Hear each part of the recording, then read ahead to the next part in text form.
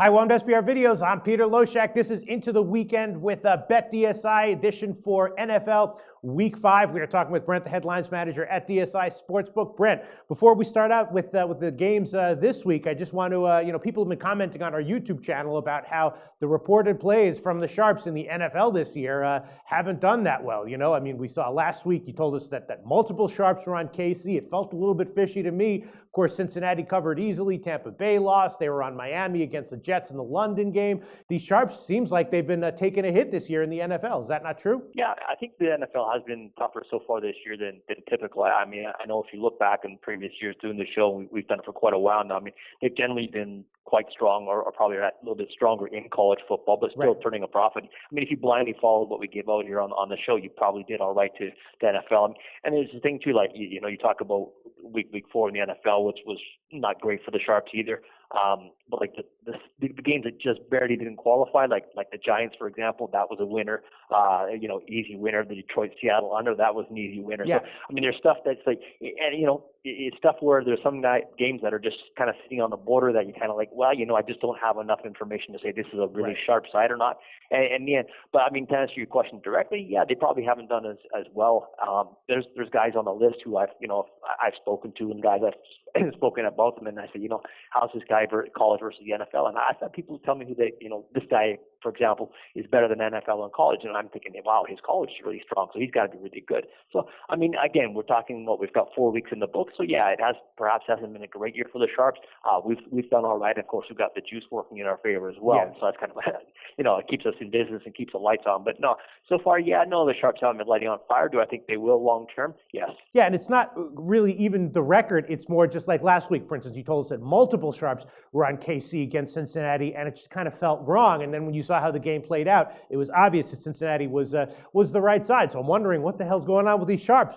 I'm sorry, go ahead. The thing, too, I want to mention on that note is we are doing this show on Friday afternoon for Sunday's games, and you're going to see, you say that there's the Sharps, how do they do? Well, if all these Sharps came back, let's just say, for example, that a bunch of Sharps came on Cincinnati on the day of the game and drove the line up to 5.5 or 6. Well, were the Sharps right? Yeah, so it's a case where, the early information I get is what we talk about here, and you're going to see a lot of line movement change from here to game time. And again, it's often though where I'm saying, hey, the Sharps are on this side, and they stick with it, and that number kind of doesn't move much. And you'll see other games where the line does move, and you sit back and you wonder, what's moving that action? Is it sharp action or not? I mean, you look even last week, the day of the game, like Houston at Atlanta. I mean, Houston, especially after last night, they look absolutely terrible. But there was a lot of sharp money on Houston last week as well. So, I mean, you could have thrown that in the loss column as well. I'm glad we didn't. So then how would you just compare, in general, the volume of sharp action that you take as of Friday afternoon compared with the volume of sharp action you take in the NFL between the time we do our call and kickoff in the NFL? Is it about equal, or is there more sharp action that comes in on Saturday and Sunday? There's more sharp action that comes in on Sunday.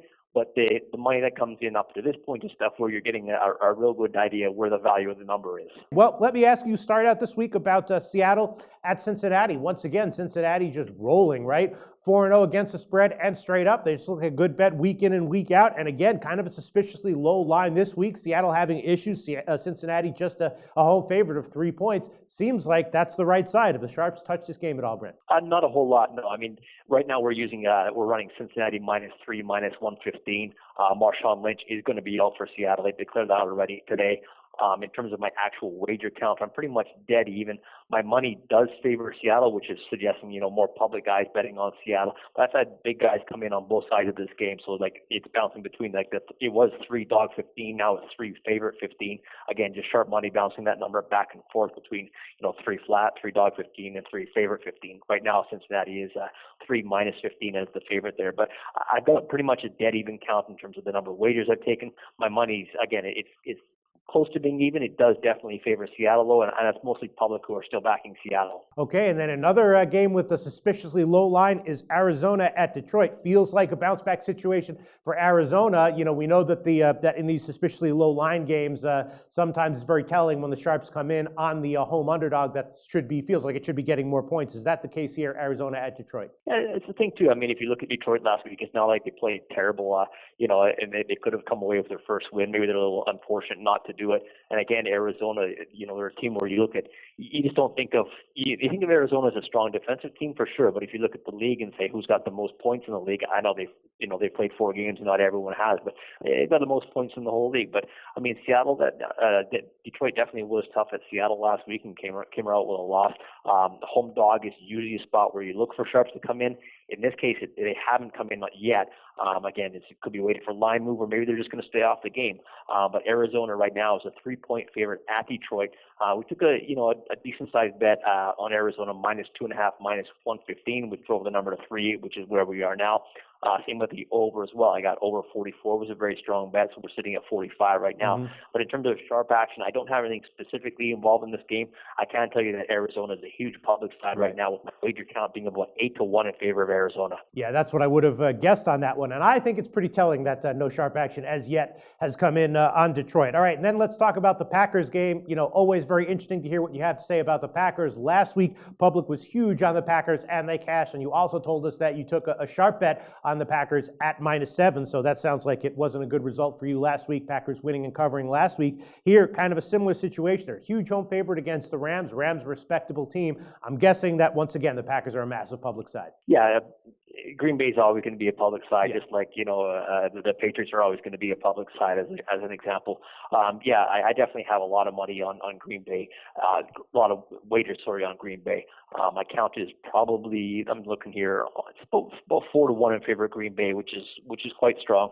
I do have sharp action on this game. It was on the dog. St. Louis. The line was +10. Mm-hmm. We've got Green Bay at home -9 right now, but St. Louis +10 was sharp, and because of that, my money actually favors St. Louis. But again, the wager count is about 4-1 in terms of Green Bay. So on the side, St. Louis +10 was definitely sharp. My count on the over as well. Again, this is public drives the number. It drives the volume in terms of the wager count I get, and of course, betting the over in the Green Bay game. Just pretty much any Green Bay game, I'm going to get over money driven by the public. So my count really favors the over there. I got some what I'm going to call respectable money on the under there. We're sitting at 45.5 right now, but I would expect the public to continue to bet the over, and the sharps may come in later on the under there. But the only respectable bet I got on the total was on the under. Still, the count, just carries the money over right now, so we still need the under, which is a good spot for us. But on the side, St. Louis +10 was sharp. So last week there was not a sharp public split on the Packers game, but this week, as of now, Friday afternoon, shaping up that there will be one public on the Packers, sharps on St. Louis. What else can you tell us about notable sharp action from NFL Week 5, Brent? Notable action. I'm surprised you didn't ask me about the New Orleans-Philadelphia game, but they're probably two of the most public teams that there are these days. And I wrote here MV, which means massive volume on this game, which really just taking a ton of action, which is it's really good for us because the action that we did take, even the sharp action we took, I did get sharp action on Philadelphia -4.5. I got sharp action on New Orleans +5.5. So you can do the math yourself and figure out we're running Philadelphia -5 right now. They're at home to New Orleans.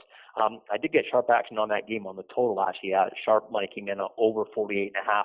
Sitting at 49.5, and then this is a case where the public is going to be betting the over. The sharps are on the over, so you probably see this number, go a little bit higher. We're sitting at 49.5 right now, a full point move off the sharp bet. But on the side itself, we got really good two-way action there, which is a nice spot for us to be in, as well as this line 5, of course. I know Jacksonville, Tampa Bay is an ugly game that you don't really want to hear much about, but Tampa Bay is a sharp side. I got sharp Tampa Bay money at -2.5. They're sitting at home -3, dog 15 right now. That's Jacksonville at Tampa Bay. Again, Buffalo, Tennessee. Tennessee's kind of an ugly team, but it's interesting because Buffalo's almost become like a public side right now. My wager volume is about 4-1 in favor of Buffalo, which is kind of surprising. But my actual dollar amount is almost like 5-1 the other way on Tennessee. That was sharp money on Tennessee. I got sharp money at +3 -15, and also +2 -05. So a couple of sharps there on Tennessee, and also the under in this game. Under 43.5 was sharp. We're sitting all the way down to 42 right now. So Buffalo, Tennessee the side, and the total going under. St. Louis we touched on already, and the over in the New Orleans Philadelphia game over 48.5 was sharp. And down to Oakland. Oakland at home to Denver. Right now, Denver's a 4.5-point favorite at Oakland. You might think that line's a little bit low. That is because we took sharp money on Oakland +5.5. Again, my count is about 6-1 in favor of Denver. No surprise. My money is 2-1 in favor of Oakland. So that gives you an idea of the sharp money there. My count on the over, of course, is no surprise there. Denver's playing. People are going to bet the over. I got decent money over 43, respectable money under 43.5. So I expect that line's probably going to stay around 43, 43.5 in terms of the total. But Oakland plus 5.5 was definitely sharp. And the last game is San Diego. Actually, San Diego and Pittsburgh. I've got sharp money on San Diego -3, -115. Wow. They're at home to Pittsburgh, and I guess no faith in Michael Vick maybe, but San Diego -3, -15 was sharp.